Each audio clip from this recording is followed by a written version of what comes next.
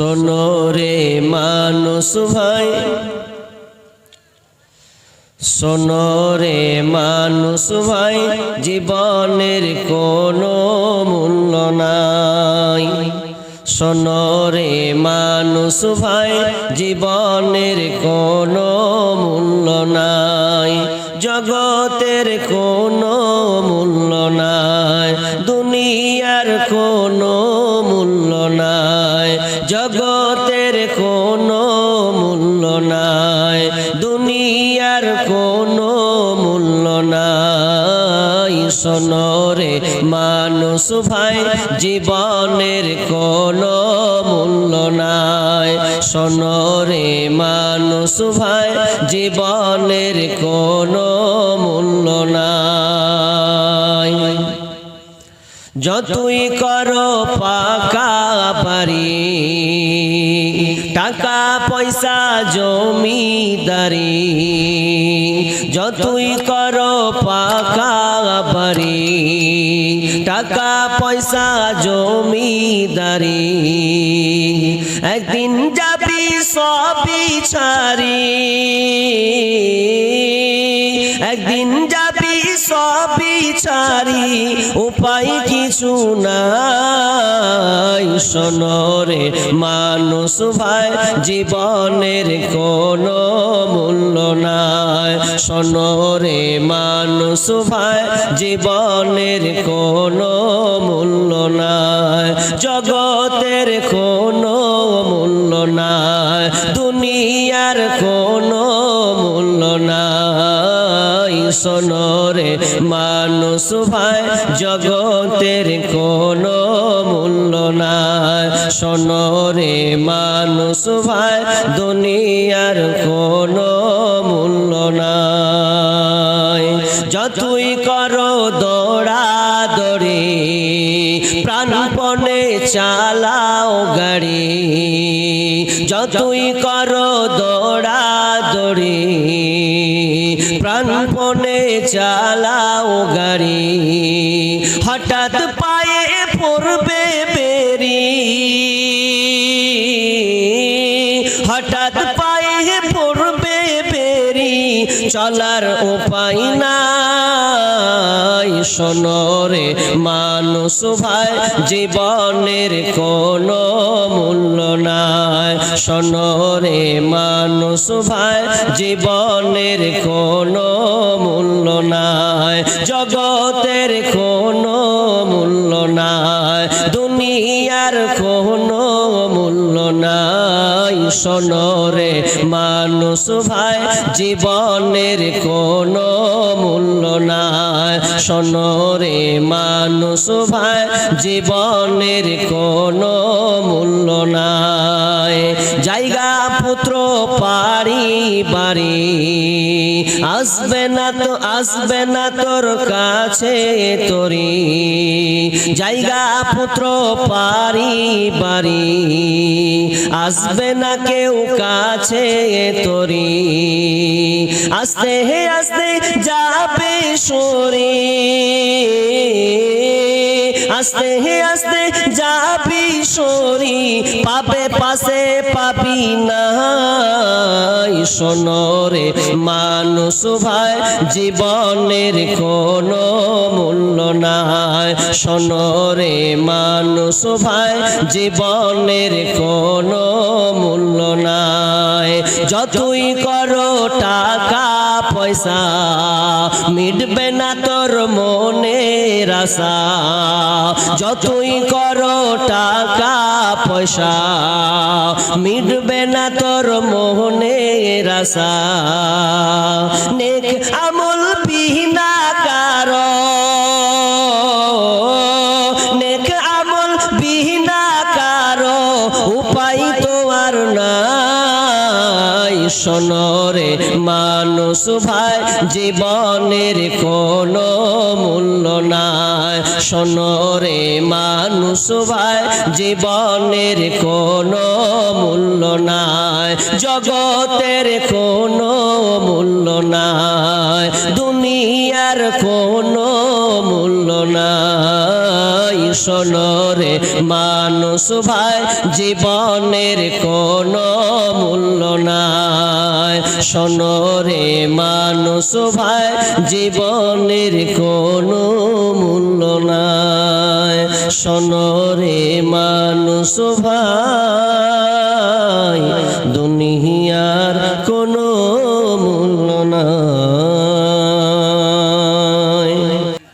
আমার আজকের আলোচ্য বিষয় বলে দিই আপনাকে, হেডলাইন পরিবর্তন। খুবই গুরুত্বপূর্ণ একটি বিষয়, পরিবর্তন, চেঞ্জ। আমরা পরিবর্তন একটা দুটা দিক দিয়ে দেখতে পাই। নাম্বার ওয়ান, এক মানসিক ভাবে মানুষের দিক দিয়ে পরিবর্তন, আর আরেকটা ভাগ হবে আল্লাহর দিক দিয়ে পরিবর্তন। দুইটা, এক মানুষের দিক দিয়ে পরিবর্তন আর একটা হচ্ছে আল্লাহর দিক দিয়ে পরিবর্তন। দুটা একটু বুঝার চেষ্টা করেন। এই পৃথিবীটা বা এই দুনিয়াটায় যে আমরা বসবাস করছি, 10 বছর আগে 20 বছর আগে কিন্তু এরকম সিচুয়েশন ছিল না। 20 বছর আগে এরকম ক্যামেরা ছিল না, ছিল ভাই? ছিল না। ইদানিং এই ক্যামেরাগুলো বেশি প্রভাব ফেলেছে। তাহলে কত পরিবর্তন দেখেন। আমি বক্তব্য দিব, আপনি এই বক্তব্যটা কালকে বাড়িতে গিয়ে আপনি নিশ্চিত লাভ একদম পা ঢুকিয়ে মাথা ঢেকে দিও, আপনি দেখতে পাবেন যে হ্যাঁ আজ কালকের এই আপনার কি বলে এই উত্তর দিনাজপুর বানিয়াডোলা নাকি বানিয়াডোল, এই বানিয়াডোল গ্রামের বক্তব্যটা আপনি পাবেন ইউটিউবে সার্চ করলে, ফেসবুকে পেয়ে যাবেন। এটা কত সুবিধা, মানুষ কত যে আবিষ্কার করেছে নিত্য নতুন, আপনাকে অবাক করে দেবে। ভাবতে পারবেন না। আমাকে মাঝে মধ্যে ইঞ্জিনিয়ারিং কতগুলো ক্যাপচার তাদেরকে দেখতে অবাক লাগে, কিভাবে তারা এগুলো করে। কত বড় ব্রিজ গুলোকে কিভাবে করছেন। মানুষের আল্লাহ কত ব্রেন জ্ঞান বুদ্ধি দিয়েছে। পরিবর্তন দেখেন, এর পরিবর্তনের শেষ নাই। আপনি বাড়িতে আজকে বাড়িকে আপনি উন্নত মডেলের তৈরি করছেন, সবই পরিবর্তন। ঠিক আছে, ঠিক আছে, ঠিক আছে, এতে কোনো সন্দেহ নাই। তবে আমার আপনার মধ্যে পরিবর্তন নেই। মানুষকে যে পরিবর্তন হতে হবে এই পরিবর্তনটা আমাদের নাই, পরিবর্তনটা নেই।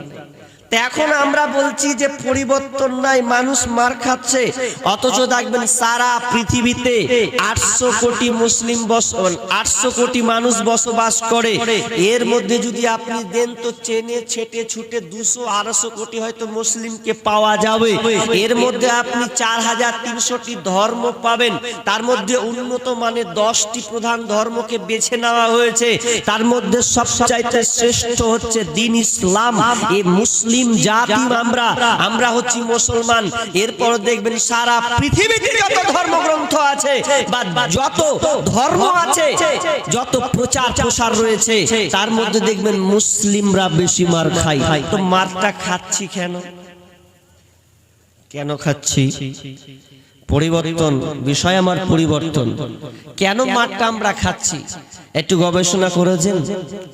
আমরা মনে করছি এটা বিজেপির চাল আছে হয়তো। এবার আপনি গবেষণা করেন যে কারা কেন মুসলমান মার খাচ্ছে, তো সবাই বুদ্ধিজীবীকে নিয়ে একটা আপনার উত্তর দিনাজপুর ডিস্ট্রিক্টের সবাই একত্রিত হয়ে বসে একটা ফাইসালা করবে। আরে কেন মুসলিম মার খাচ্ছে রে, এটা কিছু বের করবি না? যে বিজেপির দলে আছে সে বলছে যে এটা তৃণমূলের চাল। তৃণমূল যারা দল করছে, সংগঠন করছে, তারা বলছে না এটা আরএসএস এর চাল। আরএসএস যারা তারা বলছে না এটা আরএসপির চাল, এটা শিবসেনার চাল। আপন আপন আপন আপন আপন দোষ ধরে রাখছে। মানে কেন ধরছে? একটা লোক যদি মুলাই খায় কিংবা যদি ডিম খায় আর যদি ঘেঁকে উঠে, কেমন ঘেঁকে উঠবে? মুলাই খেলে মুলা মুলা ঢেকে উঠবে, ঠিক না? ও যদি ডিম খায় তো ডিম ডিম মানে তার জ্ঞান তার ওই রকম ঢেকে উঠবে। যেমন যে খায় তার এরকম ঢেকে উঠবে, সেরকম যে দলে সে এরকম বলছে। এবার তার মধ্যে একজন আলেম আছে, ওই আলেমটা এবার বলছে যে দেখ তোরা যা বললিস সব কটাই ভুল বলেছিস, একটাও ঠিক নয়। এবার আমারটা দেখ কি হবে। বিসমিল্লাহির রহমানির রহিম। ظهر الفساد في البر والبحر بما كسبت أيدي الناس ليذيقهم بعض الذي عملوا لعلهم يرجعون এবার ওই আলেমটা আয়াতটা পড়ে শুনিয়ে দিল, বলছে এটা কোনো আরএসপির চাল নয়, এটা কোনো তৃণমূলের চাল নয়, এটা কোনো সংগঠন, আর কাউকে দোষ দিয়ে কোনো লাভ হবে না। এই দোষটা কার কার? তো আমি বলছে যে আয়াতটা আল্লাহ সুবহানাহু ওয়া তাআলা বলছেন জাহারাল ফাসাদু ফিল বাররি ওয়াল বাহরি বিমা কাসাবাত আইদিন নাস। জলে এবং স্থলে যত ফাসাদ, যত আপনার কিনা মহামারী, যত আপনার কিনা বা আযাব, যত আপনার মারামারি কাটাকাটি, এগুলো তুমি দেখতে পাচ্ছ যে এই মুসলিমকে নির্যাতন করা হচ্ছে, মারা হচ্ছে। এটা কি?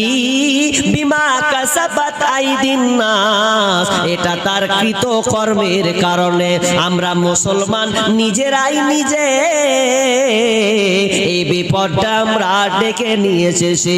আপনার জলে হোক আর স্থলে হোক, যেই কোনো জায়গায় হোক না কেন, এই মারামারিটা হানাহানিটা যেটা হয় সেটা কেবল আমাদের কৃত কর্মের কারণে।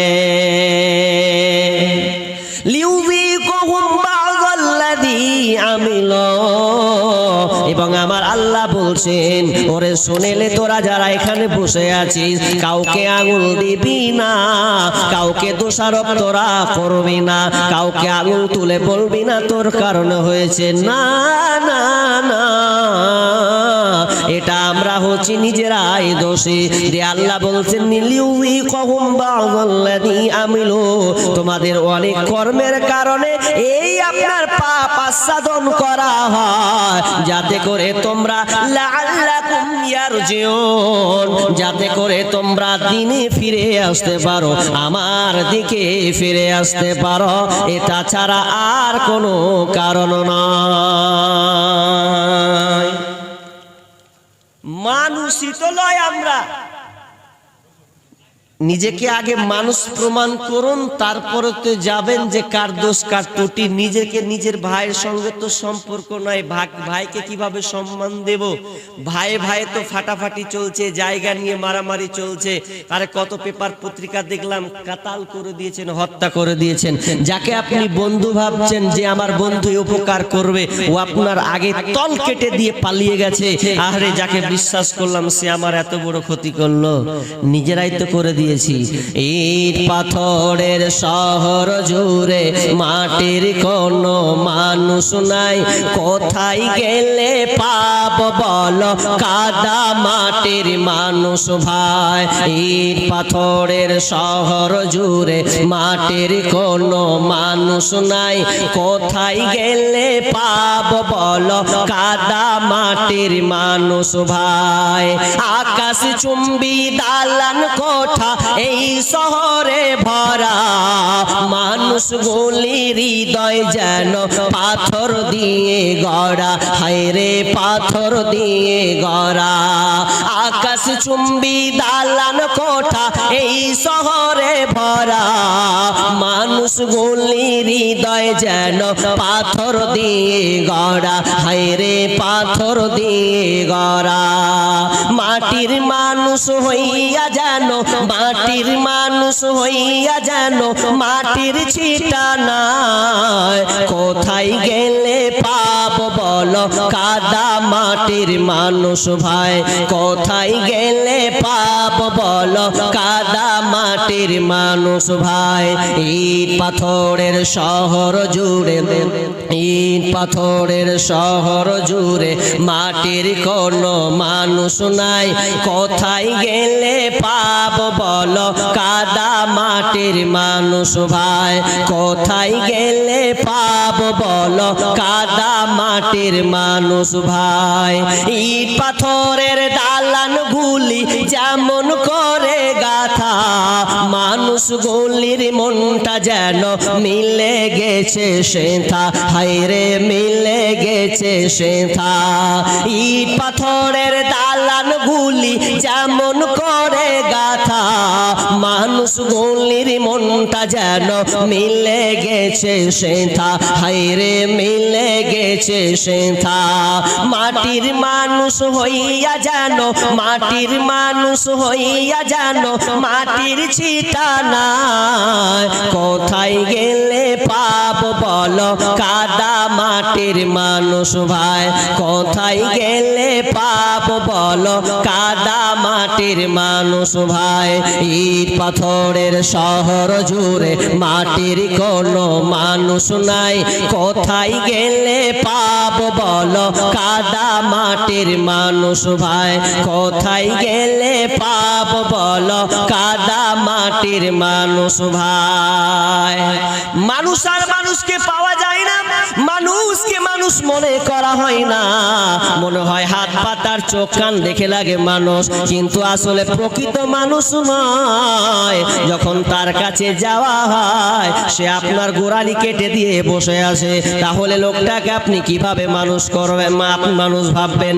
নিজেরাই তো আপনার দাঙ্গা ফাসাদে লেগে আছে, আর বলছে না অমুক দল করেছে, অমুক সংগঠন করেছে। না না না, আমার আল্লাহ বলছেন তোমাদের হাতের কামাইয়ের ফল, তোমাদের কারণে পৃথিবীতে বিপর্যয় নেমে এসেছে, আপনার মহামারী নেমে এসেছে, যত আপনার আযাব এই দুনিয়ায় নেমেছে তার কারণটা হচ্ছে তোমরাই নিজে। দিয়ে আল্লাহ বলছেন লিউযীকুহুম বা'দাল্লাযী আমিলু, তোমাদের অনেক আমলের কারণে তোমাদের আযাব আস্বাদন করা হয়। একটা উদাহরণ দিয়ে আপনাকে তাহলে আরেকটা তরজমা আপনি বুঝতে পারবেন। আচ্ছা, মিস্ত্রির কাজ কে কে করেন? হাত তুলবেন একটু। বাড়ি কাকে বানান, বাড়ি বানান, এরকম আছে? এরকম কেউ আছেন ভাই? আপনারা লেবার নাই এদিকে? নাই, সব চাষ করে খান নাকি? ওর মধ্যে টাকা আত্মসাৎ করে নেবো নাকি এটা ভাবছেন? হ্যাঁ, প্রচুর মিস্ত্রি আছে, তা হাত তুলছে না, মনে হচ্ছে কি যে করে দেবে, মানে মন্ত্র ফন্ত্র দিয়ে দেবো। না ভাই, আপনাকে বুঝানোর জন্য আপনি বলছেন, ঠিক আছে? তো মিস্ত্রি দেখবেন ইঞ্জিনিয়ার থাকে, আবার মিস্ত্রি যুক্ত হয়, দিয়ে একটা বাড়ির ফ্ল্যাট তৈরি করা হয়, তাই তো? অনেক পরামর্শ নিয়ে একটা বাড়ি করা হয় এবং মিস্ত্রিরা সুন্দর করে বাড়ি তুলে দেয়। তাদের হাতে কত আল্লাহ ক্যাপাসিটি দিয়েছেন। তো একটা বাড়ি তুলবে, 4 তলা বিল্ডিং করবে, ভালো করে উদাহরণটা শুনবেন। 4 তলা বিল্ডিং করছে, তো এবার নিচে মিস্ত্রি আছে, বুঝলেন, ঢালাই চলছে, নিচে মিস্ত্রি আছে। তো 4 তলাতে ইঞ্জিনিয়ার দাঁড়িয়ে আছে, তো দরকার পড়েছে মিস্ত্রিটাকে, তো ওপর থেকে বলছে এই ভাই, এত তাকানো না ভাই। ওপর থেকে নিচের দিকে তাকাচ্ছে, ডাকছে, কান দেয় নাই, ধ্যান ওর অন্য দিকে চলে গেছে। ইঞ্জিনিয়ার বলছে কি ব্যাপার, এত ধরে ডাকছি তবুও শুনতে পাই না, ব্যাপারটা তো খুব খারাপ। আচ্ছা, এক কাজ করি, পকেট থেকে 500 টাকা নোট বের করলো। নোট ব্যবহার বের করার পরে দিয়ে একদম কাগজটাকে সুন্দর করে, মানে টাকাটাকে ভালো করে এই করে একটু ঠিক রেই দিয়ে উপর থেকে ফেলছে। আর যেমন ফেলে দেওয়া ওই মিস্ত্রি নিচে এসে পড়েছে, তখন ওই করে তাকিয়েছে, টাকাটা কে দিলে রে ভাই? 500 টাকা। এই কিন্তু আর ওপর দিকে তাকায় না, ওখানে একবার এদিকে দিবে। মানুষ যখন টাকা পায় তখন কেমন করে? যখন টাকা পায় তখন এমন করে না, একটু সুসুর করতে পাঠান করে দেবে, দেয় দেখতে পাইলে কেউ দিয়ে লক করে ভরে না, এরকম করে, এরকম করে তো পকেটে ভরে, জানিয়ে ভরলেছি। মিস্ত্রি বলছে ব্যাপার তো খারাপ, তো তাকাই না। বলছে আবার 500 টাকা নোট ফেলি। আবার যখন 500 টাকা নোট ফেলছে, তো আবার ওইদিকে তাকাচ্ছে, ওপর দিকে কিন্তু তাকাচ্ছে না। ফের আবার টাকা ভরে লিছে, কোথা থেকে আসছে টাকা? এবার ইঞ্জিনিয়ার বলছে কাজ হয় না, টাকা দিলাম 500 টাকা করে, কোনো কাজ হলো না। এবার এক কাজ করো, তুই তাকাবি না, তোর বাপ শুধু তাকাবে। তখন ও কি করেছে, এরকম বড় একটা ঢেল নিয়েছে, এবার তাকাবি না, এতক্ষণ হাক মারলু, তুই তাকালি না। ওপর থেকে এবার রিং করেছে, এত বড় একটা ঢিমল মারা একটা ধরে পাথরি ধরেলেন, ধরে আবার রিং করার মাথার দিকে ফেলেছে। আর যেমন পড়েছে ফাট ফাট গে মাগে কে গে, মানে এতক্ষণ হাক মারলো তুই দেখেনি, আর যখন ওপর থেকে ডোজ পড়েছে তখন ওপর দিকে তাকাতে লেগেছে। তখন মিস্ত্রি বলছে এখন তোকে টাকা দিবা, অতক্ষণ তোকে হাক মারু দেখলি না, এখন লেগেছে বলে তুই উপর দিকে তাকাচ্ছিস। টাকা খালি এদিকে ওপর দিকে তাকালি না, আর ফাটাম করে ওপর দিকে তাকাচ্ছিস। তেমনি আমার আল্লাহ বলছেন, হে পৃথিবীর মানুষ, আমি তোমাকে গাড়ি দিলাম, বাড়ি দিলাম, টাকা পয়সা, জমি ধন দৌলত সব কিছুই তোমাকে দিলাম, তুমি দুনিয়ায় সব কিছু পেয়েছো রে। কিন্তু আমি আল্লাহ যখন তোমাকে ডাকলাম মুয়াজ্জিনের মাধ্যমে, হাইয়া আলাস সালাহ, হাইয়া আলাল ফালাহ,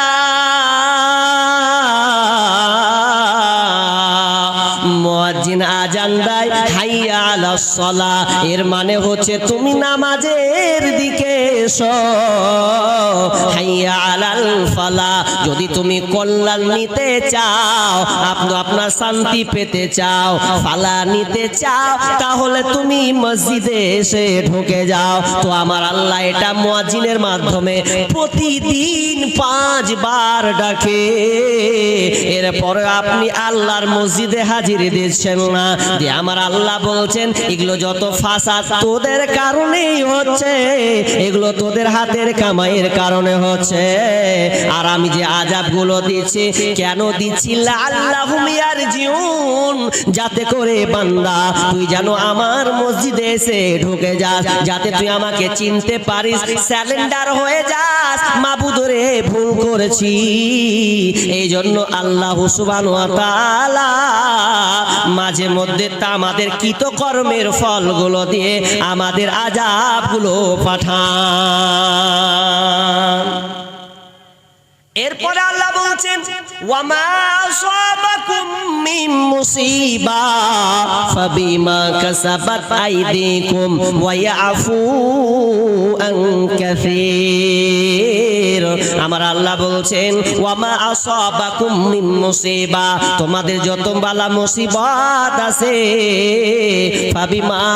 ওয়ামা আসাবাকুম মিন মুসিবা ফাবিমা কাসাবাত আইদিকুম, এটা তোমাদের কৃতকর্মের কারণে, এটা তোমাদের ব্যবহার নেচার, তোমাদেরই কারণে এটা হয়েছে। ওয়ামা আসাবাকুম মিন মুসিবা ফাবিমা কাসাবাত আইদিকুম ওয়া ইয়াফু আন কাসীর। আল্লাহ সুবহানাহু ওয়া তাআলা বলছেন, এর কারণে আমি অনেক পাপ আমি আল্লাহ ক্ষমা করে দিই।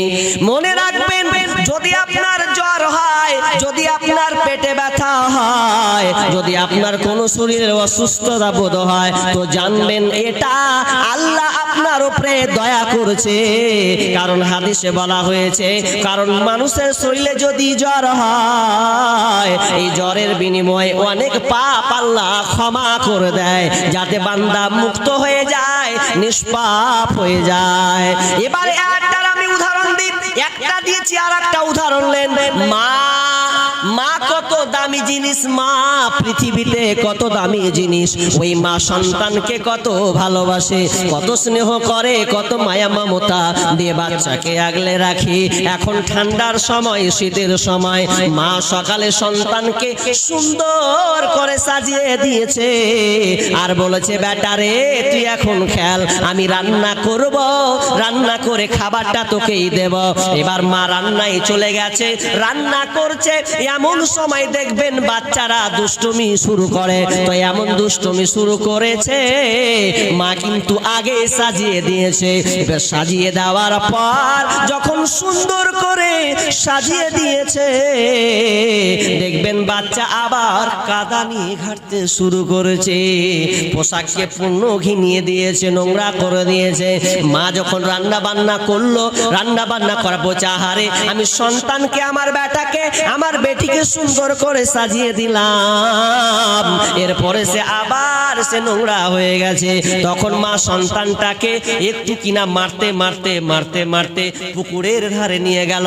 ঠান্ডার মৌসুম, ঠান্ডার দিন চলছে, কনকনে ঠান্ডা। এরপরে মা সন্তানকে পুকুরের ধারে নিয়ে চলে গেছে। নিয়ে যাওয়ার পর বলছে লে ঠেলা, লে বুঝ ঠেলা।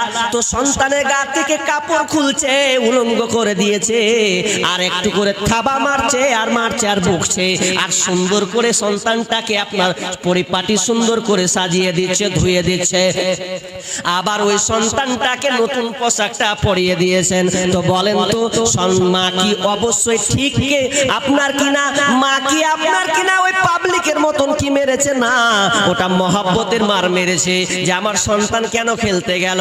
আসলে হাকিকাত মা কিন্তু মারেই নাই, মাকে একটু আপনার কিনা সন্তানকে বকাচোকা দিয়েছে যাতে সন্তানটা আর নোংরামি না করে। ঠিক তেমনি ভাবে আমার আল্লাহ বলেন বান্দারে তোরা দুনিয়াতে কলরা তুই আপনার কিনা দাঙ্গা ফাসাদ করেছিস, আমি আল্লাহ তোদেরকে আযাব দেব। তুই আযাবটাকে তোরা এমন মনে করিস না, আমি আযাবটা দেওয়ার কারণ বান্দা আমি তোদেরকে ভালোবাসি রে, কিন্তু আমি আযাবটা দি দেখ যাতে তোরা বান্দা সালেন্ডার হয়ে যাস, যাতে তোরা আর পাপের মধ্যে চুপে না যাস। এই জন্য আমি আল্লাহ এই ছোট ছোট আযাব তোদের মধ্যে চাপিয়ে দে। বিষয় আজকে পরিবর্তন। এবার পরিবর্তন কিভাবে হবেন? এই যে আযাব, এত মারামারি, হানাহানি, কাটাকাটি, দাঙ্গা ফাসাদ লেগে আছে, এ থেকে কেন কেন কেন আল্লাহ বলছে আমি দায়ী নয়, তোরা দায়ী। কাউকে আঙুল তুলে বলিস না। আমি দুইটা হাদিস আপনাদের সামনে উপস্থাপনা করব, বলবো আজকে আমি, বেশি নয়, দুইটা হাদিস। একটা তো পড়েছি, আর একটা আমি আপনাদের সামনে যোগ করব, ওখান থেকে 5টা, আর এই হাদিস থেকে 3টা দিয়ে টোটাল হয়ে যাবে 8টা। এই 8টা পাপ আমরা করছি বলেই আমাদের উপরে গজবগুলো নেমে আসছে। এবার আমরা কি পাপ করছি আর কি গজব আসছে এটা জানা দরকার আছে কি নাই? আছে তো? আপনার রোগ হয়েছে, এই রোগটা সারতে গেলে আপনাকে ডাক্তারের কাছে যাওয়া লাগবে। ডাক্তার আপনাকে ওষুধ দিবে, ওষুধ নিয়ে আপনি খাবেন তো ভালো হয়ে যাবেন, আল্লাহ আপনাকে ভালো করে দেবে। ঠিক তেমনি ভাবে আপনি যে এই রোগে ভুগছেন, আপনি যে অপরাধী, এই পাপগুলো করেছেন, তো কোনখান থেকে শুরু হয়েছে আর কতটি পাপ এসেছে এটা অবশ্যই আমাদেরকে জানা লাগবে। একটু পর ভালো লাগবে, উঠবেন না আমি বুঝতে পারছি।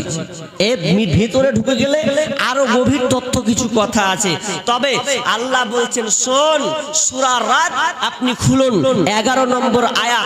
আল্লাহ সুবহানাহু ওয়া তাআলা বলছেন, কি বলছেন? ইন্নাল্লাহা লা ইউগাইয়িরু মা বিকওমিন হাত্তা ইউগাইয়িরু মা বিআনফুসিহিম।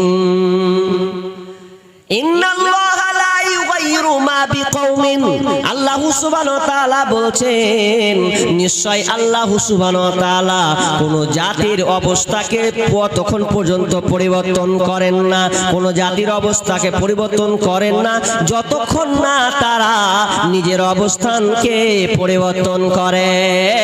তার মানে নিজের ভুলটা স্বীকার করে সংশোধন হয়ে তাকে আবার ওই দিনের কাছে চলে যেতে হবে। যতক্ষণ বান্দা স্যালেন্ডার না হবে ততক্ষণ পর্যন্ত আল্লাহ ওই জাতিকে নিষ্কৃতি দেবে না। বনি ইসরাইলদের ঘটনা একটা আপনাকে বলবো, বনি ইসরাইলদের ঘটনা। মুসা কালিমুল্লাহ, মুসা আলাইহিস সালামের জামানায় কি হয়েছে দেখেন, একটা দুর্ভিক্ষ নেমেছে, ওয়ানা বৃষ্টি, বৃষ্টি হয় না, আর বৃষ্টি না হলে কোনো খাবার উৎপন্ন হবে না, এমন একটা সিচুয়েশন তৈরি হয়েছে। বাচ্চারা আর্তনাদ করছে, কাঁদছে, খাবার চাই, খাবার চাই। বৃদ্ধ বলে খাবার চাই, পশু পাখিরা পর্যন্ত হাহাকার করছে, আহারে কোথায় খাবার পাওয়া যাবে মাঠে এমন একটা দুর্ভিক্ষ চলছে যে খাবার কিভাবে পাওয়া যাবে। এবং ওই বনি ইসরাইলের কওমরা কি করলো, নবী মুসার কাছে গিয়ে বলছেন, নবী মুসা আপনি আল্লাহর কাছে একটু ফরিয়াদ করে দেন, দোয়া করে দেন, যাতে আসমান থেকে আল্লাহ বৃষ্টি বর্ষণ করে।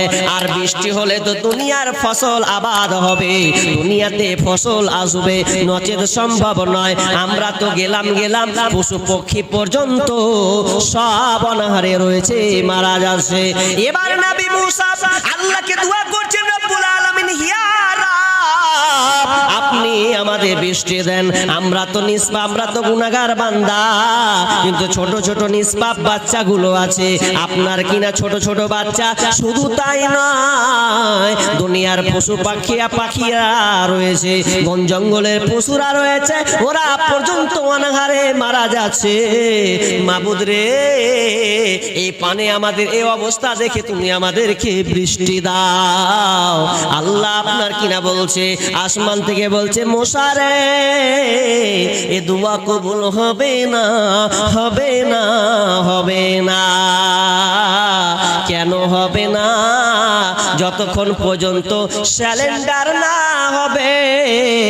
তোমার এই মজলিসের মধ্যে যতটি লোক আছে, এর মধ্যে এমন একটা লোক আছে যেই লোকটা আমার 40 বছর নাফরমান করেছে। তাফসীর দুই রকম করেছে, কেউ বলেছেন জেনা করেছে, 40 বছর ধরে জেনায় রত ছিল। তো ওই মধ্যে আছে ওই দোয়াটা কবুল, ওই লোকটার কারণে আজকে দোয়া কবুল হবে না। লোকটা রেগে আপনার নবী রাগান্বিত ব্যক্তি, মুসার রাগ প্রচুর। যখনই এই কথা শোনা হাক মারছে, এই মজলিসের লোকেরা, এর মধ্যে কে বদমাশ লোক আছে, বের হও এখান থেকে, তোমার কারণে আজকে বৃষ্টি হচ্ছে না, 40 বছর ধরে বৃষ্টি হচ্ছে না, তুমি এখান থেকে বেরিয়ে যাও। কে আছো বলো, বলো, বলো। এবার ওই লোকটা বলছে, আহারে, লোকটা এবার বুঝতে পেরে নিয়েছে যে আমি 40 বছর ধরে আল্লাহর নাফরমানি করেছি, আমি জেনায় রত থেকেছি, আমি আল্লাহকে ডাকি নাই। তাহলে আমি এবার ওই আমার কারণে এতগুলি লোক অনাহারে আছে, ছোট ছোট বাচ্চাগুলো মারা যাচ্ছে, এটা তো কখনো সম্ভব নয়। তো আমি একটা মানুষ কারণে যদি হয় তাহলে তো এটা চলবে না।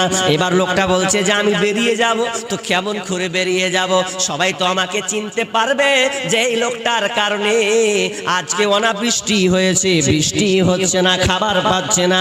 তখন লোকটা কাঁদছে আর বলছে, মাবুদ আমি ভুল করেছি, মাবুদ তুমি আমাকে ক্ষমা করে দাও, আর জীবনে আমি এই পাপাচার করব না, আমি আর জীবনে কোনোদিন জেনায় রত হব না রে মাবুদ, তুমি আমাকে ক্ষমা করে দাও, তুমি আমাকে মান সম্মানটা বাঁচাও, তুমি আমার ইজ্জতটাকে তুমি বাঁচাও। আমি তওবা করলাম, আর আমি জীবনে কোনোদিন এই আপনার নোংরামিতা কাজ করব না।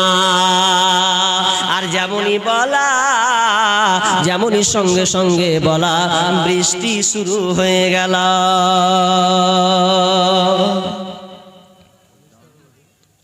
বৃষ্টি যেমন শুরু হয়ে যাওয়া, নবী মুসা এরে কি খবর?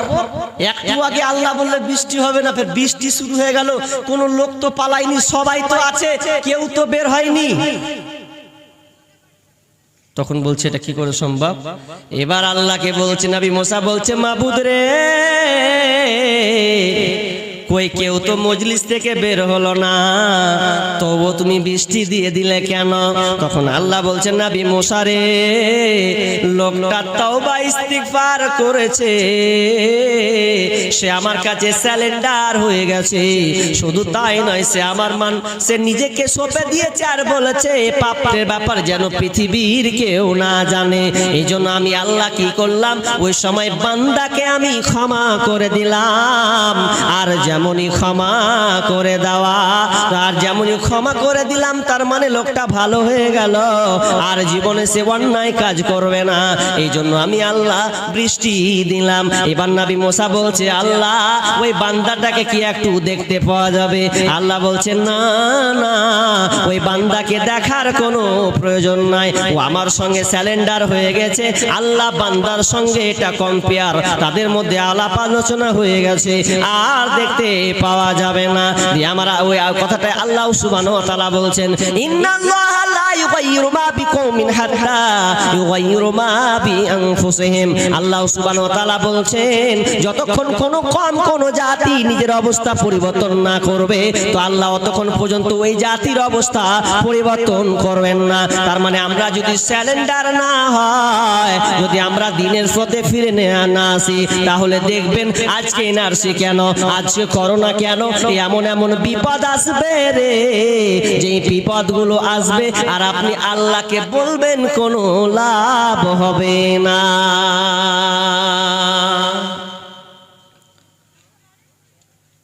তাহলে আপনার অবস্থা, আপনার পাপকে তুলে ধরতে হবে, স্যালেন্ডার। এবার কয়েকটি পাপের কারণে এই বিপদগুলো আসছে, আমি একটা বলবো। ইবনে উমার, ইবনে মাজাহ থেকে একটা হাদিস বলবো আপনাকে। এই হাদিসটি বর্ণনা করছেন ইবনে উমার রাদিয়াল্লাহু তাআলা আনহু। তিনি কি বর্ণনা করছেন জানেন? বিশ্বনবী বলছেন, যদি কেউ এই 5টি পাপে লিপ্ত হয়, আর 5টি পাপে যখন লিপ্ত হবে, তখন 5টা বিপদ নেমে আসবে। তার মধ্যে এক নাম্বার পাপ লিস্টে তোলা হলো। 1 নাম্বার কি? যখন কোন জাতি আপনার কিনা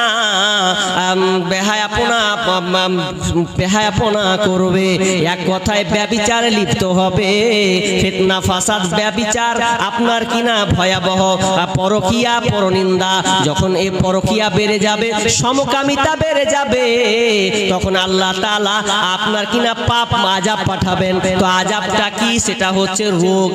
এমন রোগ আল্লাহ তাআলা পাঠাবেন যে রোগটা পৃথিবীর মানুষ কেউ জানতো না, ডাক্তার পর্যন্ত জানতো না।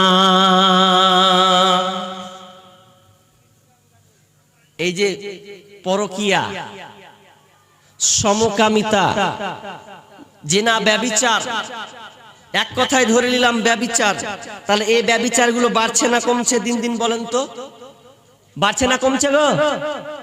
বাড়ছে। মানে প্রতিদিন আপনি খুলেন ফেসবুক, ইউটিউব, পেপার আপনি খুলেন, আপনি দেখতে পাবেন এমন ব্যভিচার দিন দিন বাড়ছে যা বলার কথা নয়। ব্যভিচার দিন দিন বাড়তে চলেছে। কোথায়? আপনার সমাজ, আপনার গ্রাম, আপনার এলাকা, সব জুড়ে জায়গায় জায়গায় খালি ফিতনা ফিতনা, আর আপনার ব্যভিচারের ফিতনা এমন ভাবে ছড়িয়ে পড়েছে। তার মূল কারণ হচ্ছে এই মোবাইল।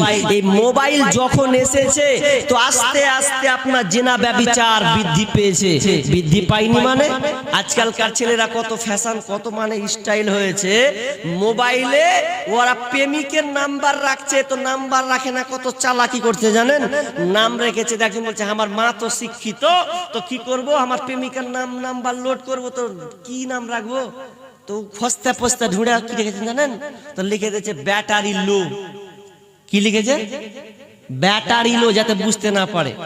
তো ও গোসল করতে ঢুকেছে, আর রিং বাজছে। কে ফোন করেছে? ওই প্রেমিকাই কিন্তু ফোন করে দিয়েছে, ব্যাটারি লো উঠছে। তো মা বলছে আমার ব্যাটার মোবাইলে কে বারবার ফোন করছে রে? মা কিন্তু 8 পাস, তো বারবার চুলা ছাড়ছে আর দিয়েছে, দেখে আসি। তো যখন ফোনটা ধরতে এসেছে, তো ব্যাটারি লো উঠছে। বলছে ব্যাটার মোবাইলে চার্জ নেই, তো চার্জ ভরে দিলে। ফোন ঢুকেছে, বুঝতে পারে না, তো ব্যাটারি লো উঠছে। তখন গোসল টোসল ছেড়ে দিয়ে এসে বলছে, শোন তোর মোবাইলে কি ব্যাপার, চার্জ নেই রে, ব্যাটারি লো উঠছে রে। ই তো ধারাস করে কলজা ধারাস করে উঠেছে। যদি মোবাইল ধরে নিত মা, তোর খালি আইটেল কুচি পড়ছে আর ফুক দিচ্ছে, যা গালা বাঁচালছে। মোবাইল মানে ব্যাটারি লো লিখেছি তো আমার লাভ হয়েছে। আজকালকার প্রেম প্রীতি ভালোবাসা কেমন ছলন, যে মোবাইল আমরা গার্জেনরা ছেলেদেরকে মেয়েদেরকে দিয়েছি, জেনা ব্যভিচার চলে গেছে। চলে যান পার্কে, পার্কে গোল করে আপনি চাক্কা দিয়ে ঘরেন, জোড়া জোড়া জোড়া জোড়া জোড়া জোড়া লেগে আছে। কার বেটি? ওগুলো আপনারই বেটি, আপনারই ছেলে, সব জোড়া লেগে আছে। জোড়া তো লেগে আছে আছে আছে। বিয়ের আগে সন্তান করে দিয়ে বসে আছে। কি করবেন আপনি? এখন বলছে সন্তানটাকে হত্যা করতে হবে, কাতাল করতে হবে। তো সন্তানকে হত্যা করছে এখন বিয়ের আগে। কেন? ওই যে তার সম্পর্ক বিয়ের আগে করেছে ছেলের সঙ্গে, দিয়ে পেটে বাচ্চা চলে এসে, এখন কি করতে হবে? সন্তানটাকে মেরে ফেলে দিতে হবে। হচ্ছে কি হয় না? আপনার ইনজেকশনের মাধ্যমে হোক, আর সিজার করে মাধ্যমে হোক, যে কোনো মাধ্যমে হোক, ওই সন্তানগুলো আল্লাহকে অভিযোগ করবে। আজকে পরকীয়ায় পড়ে গিয়ে, জেনা ব্যভিচারে ডুবে গিয়ে আজকে মহিলারা নিজের ইজ্জতকে বিক্রি করে দিয়েছে। আর বিক্রি করার দেওয়ার পর নিজে নিরালায় বসে কান্না করছে, কাঁদছে, কেন আমি চলে গেলাম। বোনটা এমন সময় হয় আপনার কিনা জান দিতে বাধ্য হয়। প্রতিদিন নিউজ পাওয়া যাচ্ছে, কেউ ব্রিজ থেকে পড়ছে, কেউ আবার গাছ তলায় ফাঁসি দিয়ে আছে। কেন কেন? তার প্রেমিকের ছ্যাঁকা খেয়েছে। প্রেমিকের ছ্যাঁকা খাওয়ার কারণে আজকে তার এই অবস্থা হয়েছে। বেহায়াপনা দিবস নামে চলছে বেঈমানি, হীরার চেয়ে দামি জিনিস হারায় অনেক নারী।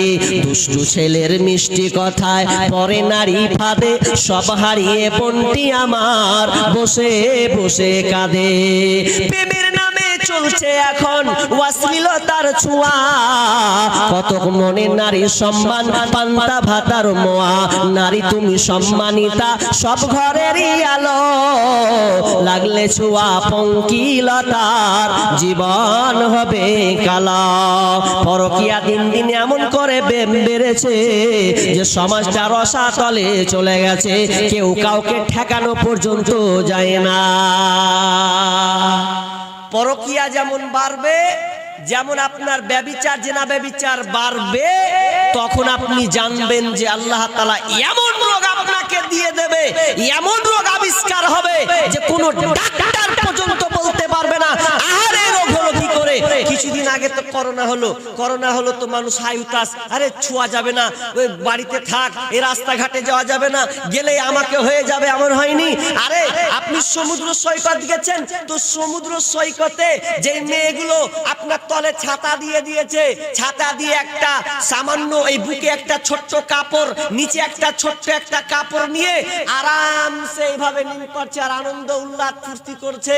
এই মেয়েগুলোকে সেই করোনার সময় দেখা গিয়েছিল যে ওরা মাথায় কাপড় দিয়ে সুন্দর করে ঢেকে দিয়ে এমন ভাবে জড়সড় হয়ে গেছে, ওরা গির্জায় চলে গেছে। খ্রিস্টান তো গির্জায় দিয়ে বলছে ও কে আজো বাঁচাও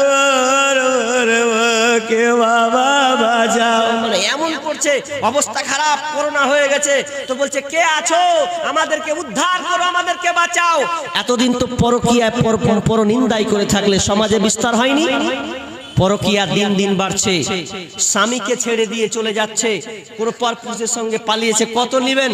গত কয়েকদিন আগে একটা খবর দেখলাম, তোর ভাবিকে নিয়ে দু ভাইয়ে মারামারি, ভাবিকে নিয়ে দু ভাইয়ে মারামারি। বড় ভাই গেছে বিদেশে, বিদেশে যখন ভগবান বলার জায়গা এটা, বিদেশে চলে গেছে। বিদেশে যাওয়ার পর এবার বাড়ি এসে দেখছে যে বহুও নেই, আমার ছোট ভাইও নেই। ব্যাপার তো খারাপ। কোথায় গেছে, কোথায় গেছে? ডিভোর্স পর্যন্ত এখন পর্যন্ত হয়নি, তালাক পর্যন্ত হয়নি, এরপরে এরকম কাণ্ড দিয়ে এবার খবর যদি পেয়েছে, বলছে শালা কাম তো খারাপ করে দিয়েছে, আমার স্ত্রীকে নিয়ে পালিয়ে গেছে, ও নিয়ে ওর শাশুড়ি বাড়িতে গিয়ে থাকছে। দিয়ে এবার জানাজানি যখন হলো তখন বলছে এটা আমার স্ত্রী, বলছে হ্যাঁ এটা আমার স্ত্রী, তালাক দিয়ে দিল, না এটা আমার স্ত্রী। দুনিয়াতে ম্যাপ লেগে গেছে একদম। কি করে স্ত্রী হলো গো? এ পরকীয়া কি করে হলো? পরকীয়া এমন হয়ে গেছে 4 সন্তানের মা পর্যন্ত আজকে স্বামীর সংসার ছাড়ছে। ওই জন্য আমি একটা নতুন করে কবিতা, তো আমি অনেক লিখেছি, তার মধ্যে একটা কবিতা লিখে ধরলাম, কয়েকদিন আগে ধরলাম। এটা কি যে আমি প্রত্যেকটা পুরুষকে বলেছি, ভাইকে বলছি খবরদার লম্বা সফর করে আপনি বিদেশে থাকবেন না। আজকে বর্তমানে সবচাইতে রোগ হয়ে গেছে যে স্ত্রীরা মোবাইল পেয়ে স্বামীর মহব্বত ভুলে গিয়ে তারা পরকীয়ায় জড়িত হচ্ছে একটা পরপুরুষের সাথে। যখন তার আনন্দটা উল্লাস বেড়ে যাচ্ছে, স্বামী আর থাকে না, 6 মাস 8 মাস 10 মাস বাইরে থাকছে, ওই স্ত্রী আর টিকে না। তখন কি করছে? বলছে আমি স্বামীর সাথ পাই না, তো আমি আর কি করব, চলে যাব। ওই জন্য আমি বলেছিলাম ও বন্ধু শোনো না, বউ রাখিয়া বিদেশে যায়ও না। ও বন্ধু শোনো না, বউ রাখিয়া বিদেশে যায়ও না। ও তুমি বউ রাখিয়া বিদেশে গেলে রে, ও তুমি বউ রাখিয়া বিদেশে গেলে রে, বেশি দিন আর থাইকো না, বউ রাখিয়া বিদেশে যাইও না। ও বন্ধু শোনো না, বউ রাখিয়া বিদেশ যাইও না। ও তুমি বউ রাখিয়া বিদেশ গেলে রে, ও তুমি বউ রাখিয়া বিদেশ গেলে রে, আসল বউ আর পাইবা না, পাইবা না, বউ রাখিয়া বিদেশ যাইও না। ও বন্ধু শোনো না, বউ রাখিয়া বিদেশ যাইও না। ও তুমি বউ রাখিয়া বিদেশ গেলে রে, ও তুমি বউ রাখিয়া বিদেশ গেলে রে, বউয়ের স্যান্ডেল খুঁজে পাইবা না, পাইবা না, বউ রাখিয়া বিদেশ যাইও না। ও বন্ধু শুনো না, বউ রাখিয়া বিদেশ যাইও না। ও তুমি বউ রাখিয়া বিদেশ গেলে রে, ও তুমি বউ রাখিয়া বিদেশ গেলে রে, হকার জায়গা হবে তোমার জায়গা মিলবে না, মিলবে না, বউ রাখিয়া বিদেশ যাইও না। ও বন্ধু শুনো না, বউ রাখিয়া বিদেশ যাইও না। ও তুমি বউ রাখিয়া বিদেশ গেলে রে, বেশি দিন আর থাইকো না, থাইকো না, বউ রাখিয়া বিদেশ যাইও না। ও বন্ধু শুনো না, বউ রাখিয়া বিদেশ যাইও না। কেস বর্তমানে এটা এইরকমই ঘটছে, স্বামী বাড়িতে নাই, চলে গেছে পরকীয়া সম্পর্ক। মেয়েরাই তো এখন লেনদেন করছে, এমন লেনদেন করছে আজকালকার মেয়েরা। আপনাদের উত্তর দিনাজপুরের মেয়েরা কেমন জানি না, আমাদের মুর্শিদাবাদের মেয়েরা বিড়ি বাঁধে, টাকার গরম বেশি, প্রতিদিন 1000-2000 করে বিড়ি বাঁধে। আর এত আর গরম, স্বামী পড়ে আছে 3 মাস 4 মাস ধরে পড়ে আছে, পড়ে থাকার পর এবার যত কিনা কাটাও গেরামি করে।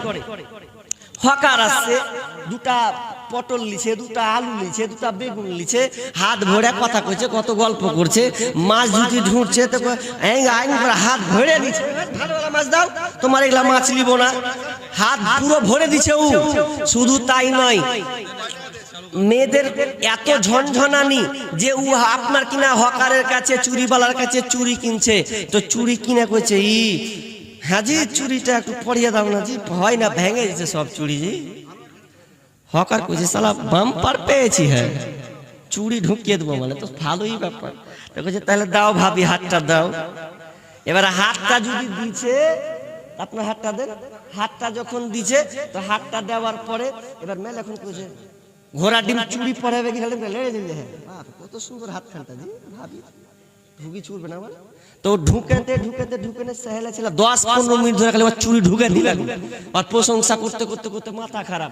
এবার মেয়েটা তো বলছে, হাই আল্লাহ, আমার এত প্রশংসা করছে, আমার স্বামী পর্যন্ত প্রশংসা করে না, আর এই হকারটা আমার প্রশংসা করছে। বুঝে তুই আমার এত প্রশংসা করছো, বলছে প্রশংসা করবো না মানে, হ্যাঁ আমি ছেড়ে দিচ্ছি 15 মিনিট, মানে 1:45 খতম করে দেবো নাকি,